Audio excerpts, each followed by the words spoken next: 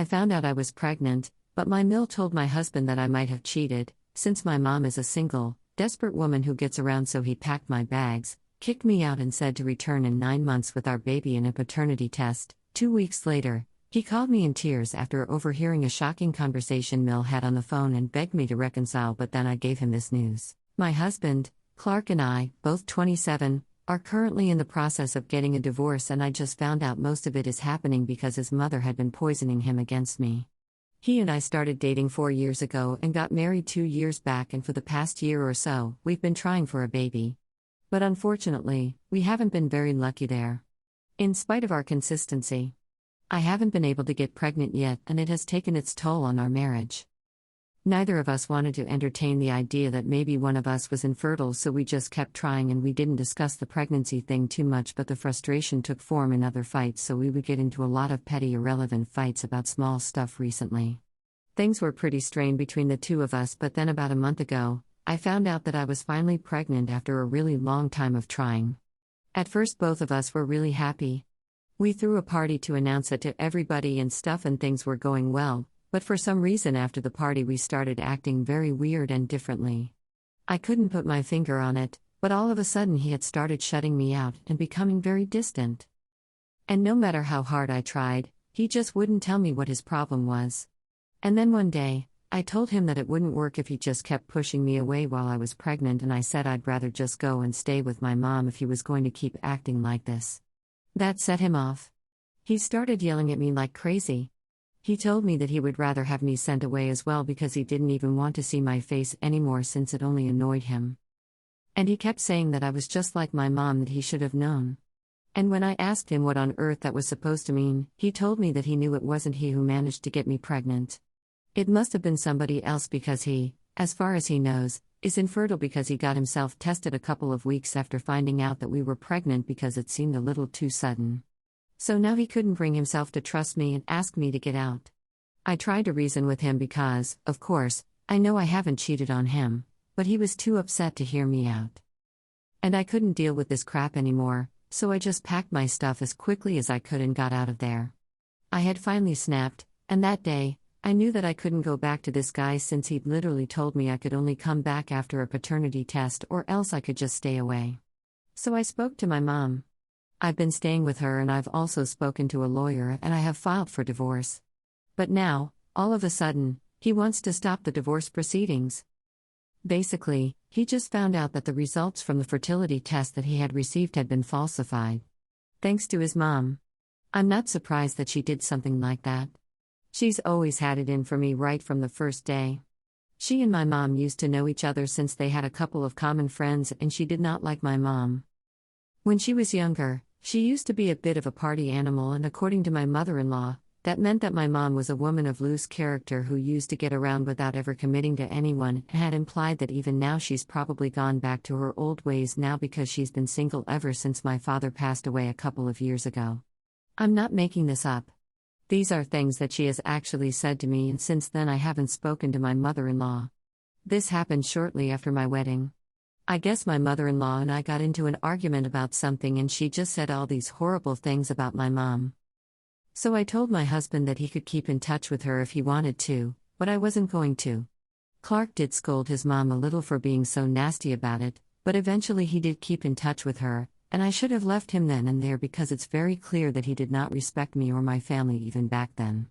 If he had, his mom wouldn't have been able to influence him so easily because apparently, from whatever I've been told, she is the one who planted the idea into his head that I might have cheated on him because at the end of the day, I still am my mother's daughter. So that's why he felt the need to get a fertility test after telling his mom that I was pregnant. And unfortunately, his mom was able to convince him to get himself tested at her brother's clinic. Clark got duped by his own mother and uncle because they ended up falsifying the results just to start trouble between the two of us, and he fell for it. A couple of days ago, he saw some conversations between his mom and his uncle on her phone, and that's how he found out the truth. Now he's cut his mother off and he's begging me to come back, but there's no way that's happening. 2 weeks have already passed since I was kicked out, and I just can't imagine going back to him after everything that happened because it has become very clear to me that he doesn't trust me. I don't think I can stay in a marriage with no trust at all. The fact of the matter is, regardless of whatever his mother told him, He doubted me and thought I was cheating on him. And I've been feeling terrible about it. So I don't want to go back. I've spoken to my friends about this, and while they do agree that it was really stupid of him, I need to think about things from his perspective as well, because at the end of the day he did receive those test results, and anybody in their right mind will obviously instantly believe it. And he might have been struggling with what to do with that information as well, because it's not like he found out and then he immediately kicked me out. It took him a couple of weeks, and he only got triggered when I mentioned my mom. So they think it must not have been an easy decision for him either, and I need to give him the benefit of the doubt, at least for a little while. Besides, it's pretty clear that my mother-in-law had been poisoning him against me and my mom for years, so that was bound to have some effect. No matter what I do now, I can't change my mom's past. She was who she was, and it's not like I'm embarrassed or ashamed of her. But the factor remains that most people wouldn't look too kindly upon that lifestyle, because it was true that she was with a different guy every weekend when she was younger. I'm not saying it to shame her. It's just how it was. And she herself has admitted it. Of course, that doesn't give Clark and his mom the right to shame her for it either, but they are entitled to their own opinions. I just think it's weird to paint me in the same light even though he's known me for years now. Anyway, I'm just confused because at the end of the day, he did receive those test results, and I guess if I was in his place, I would feel kind of iffy about it as well, but I still don't think I want to give him a chance. But I still don't think I want to give him a second chance at this point. So Ida, if I want to get a divorce from my husband, edit. I didn't mention it because it is not exactly relevant in my situation, but yes, Clark is suing his uncle and his clinic. What they did was a serious violation, and they're going to get into a lot of trouble for that since he has proof. He has all those screenshots that he found on his mom's phone, and I'm hoping that he makes them pay for it. The two of them teamed up and ruined our marriage. They totally deserve whatever's coming. I find it shocking that his uncle risks so much to help his mom ruin our marriage, because I didn't think anybody from his family apart from his mom would be able to hate me so much. But I guess that's not how it is. Update: when it's been 2 weeks since my last update. I told Clark that I'm not coming back, and while I'm really sorry that he was followed by his own mother and uncle, I can't help it because at the end of the day it's true that he doubted me even though I had never given him a reason to do that. He hadn't been fully transparent in our relationship either, because he hadn't told me a thing about the fertility test, and even back when he was fighting with me and accusing me of being just like my mom, I had tried to tell him that he could just get tested again because it must have been a mistake, or maybe he wasn't actually infertile anymore, because I was sure that the baby had to be his. I was sure on his behalf, but he didn't trust me enough and actually kicked me out when I was pregnant. On top of that, the things he had said about my mom were very disrespectful, and I was not going to tolerate that. My parents, regardless of how they used to be in the past before I was born, put an end to all their craziness and wild lifestyle for my sake and brought me up in the best way possible. My mom, she might have had her share of fun when she was younger, and maybe she didn't like the idea of commitment back then, but that was her choice, and I refuse to be ashamed of her for that, and at the same time neither do I like the implication that I'm the same way, especially given the fact that I've been married to him for 2 years. And I was the one who said that I wanted to start trying for a baby. If that's not a commitment, I don't know what is. Anyway, the bottom line was that he had no respect for my family and he had no respect for me either, so I was not going to entertain the idea of going back to him. Now, he could just sit and regret whatever he had done. It was not going to change anything. After sending him that text, I blocked him so he wouldn't be able to get back to me. For a couple of days, nothing happened, so I thought that maybe he had accepted his fate. But then, about 5 days after that message, he sent me a text from a different number saying that he really wanted to meet me and talk to me because he knew that we could work it out and he did not want to give up on our marriage so easily, especially right now when I was about to become a mother. Ordinarily, I wouldn't have replied to that message, but the way he phrased it was very hypocritical, and I didn't like that because I was about to become a mother even when he had kicked me out back then. It hadn't occurred to him because he was too busy thinking about himself and whatever nonsense his mom had been feeding him. And now, just because it's convenient for him, he thinks that he can ask me to come back and I'm gonna follow. So I just replied to him saying that it was very hypocritical of him to bring these things up, especially when he didn't care about any of it just a couple of weeks ago. I was about to block him again, but before I could do that, he replied to me saying he knew that he had messed up, but he was also going through a lot right now because he had just realized that his own family had ruined his marriage and I needed to cut him some slack. I couldn't believe that.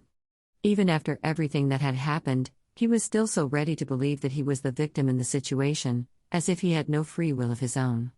So, I ended up calling him on the phone number because I really wanted to give him a piece of my mind, and I didn't care if that was going to make the drama worse. I just wanted to vent out my feelings. When he picked up, I immediately put him on blast. I told him that it was not just his family who had ruined his marriage. He also had a huge role to play in that. Without his consent, none of this could have happened, and he can't stay in denial of that. His mom was able to mislead him into believing that I might have cheated on him because in his head, he could be misled. If he had trusted me the way I trusted him, he never would have even entertained that idea and would have spoken to me instead of going and getting a fertility test conducted and then kicking me out without even explaining anything to me. That's how healthy marriages work. People talk to each other instead of shutting each other out. So it was really weird of him to blame his family for everything when he himself was equally at fault. He tried to interrupt me and defend himself several times, but I did not let him speak at all. I just told him that it was pathetic that even after all this, he still believed that he was a victim when he was just as bad as the rest of his family. For no reason at all, he had already been suspecting me, and his mom was just able to use that against us. It was his own insecurity and paranoia that ruined our marriage, and he can't run away from that fact. After having said all that, I finally hung up. Now, I don't care what happens. I feel a lot better because I was able to get that off my chest. Update 2. Hey.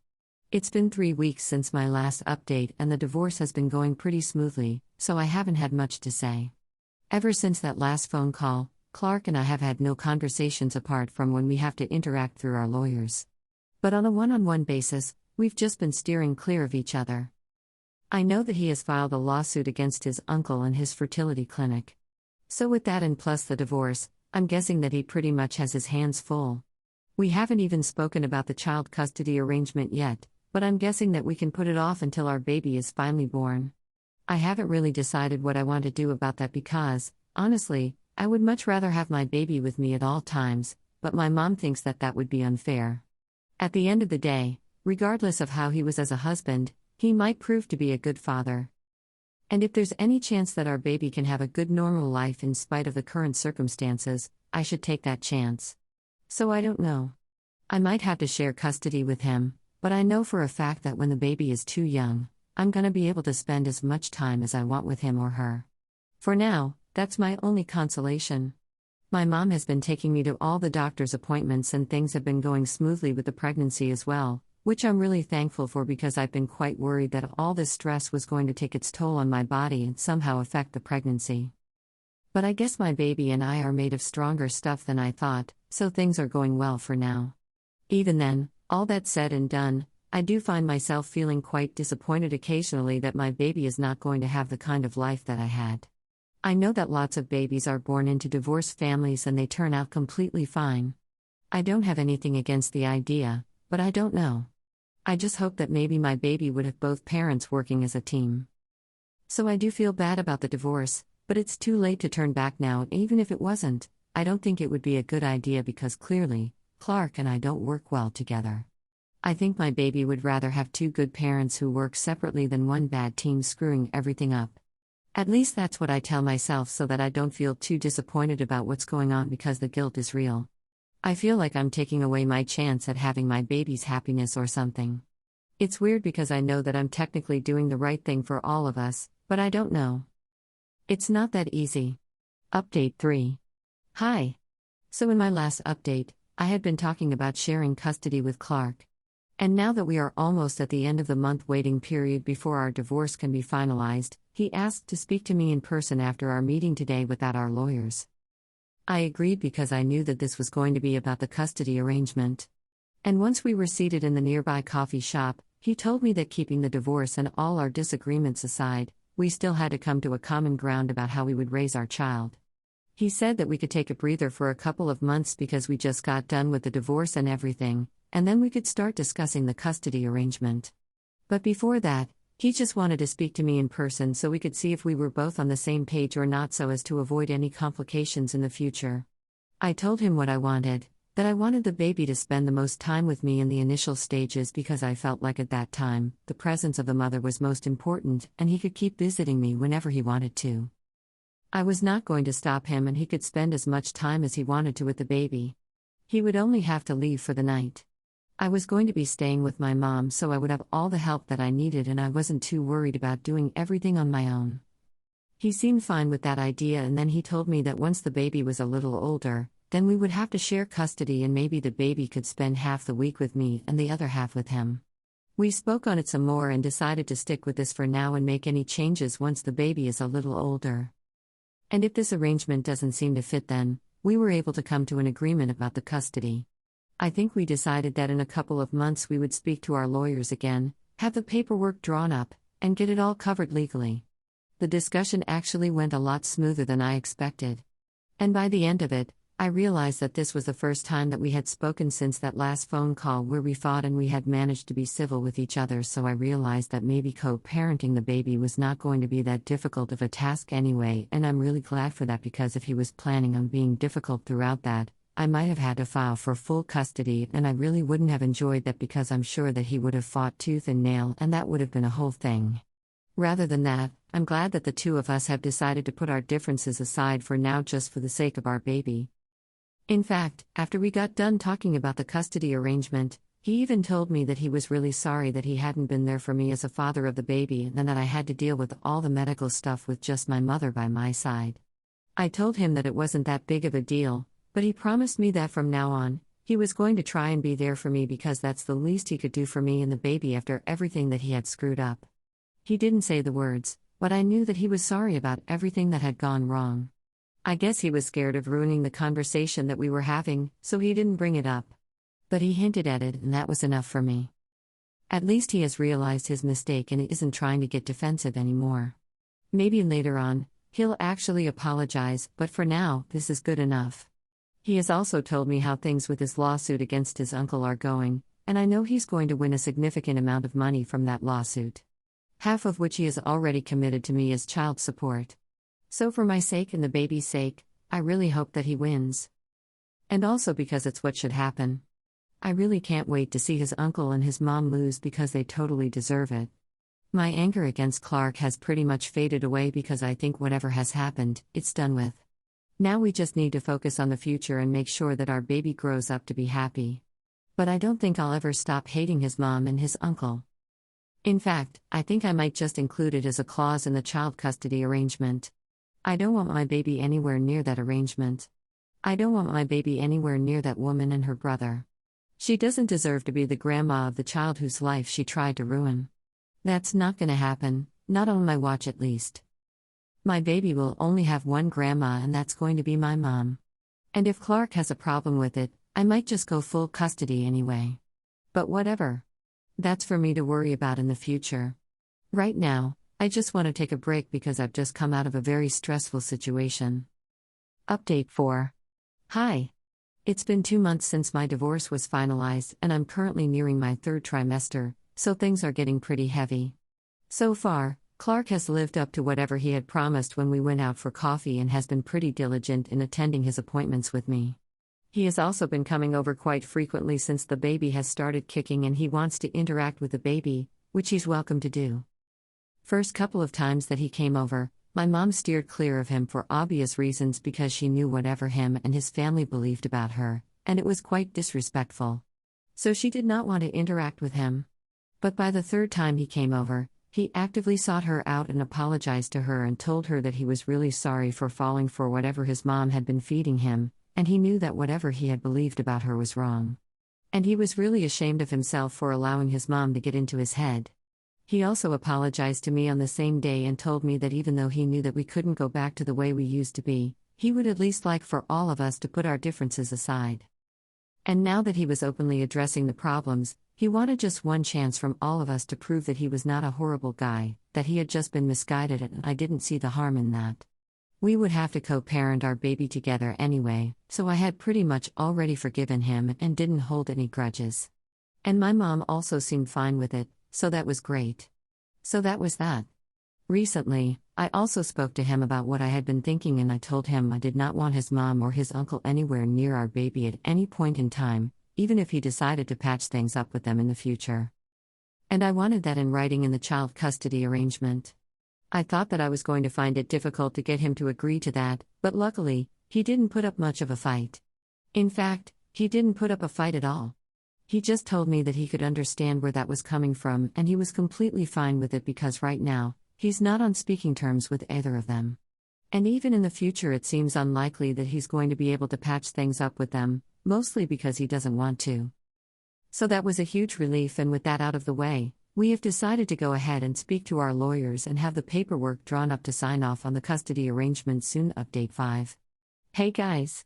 So last week, I finally welcomed my baby girl into the world and she's beautiful.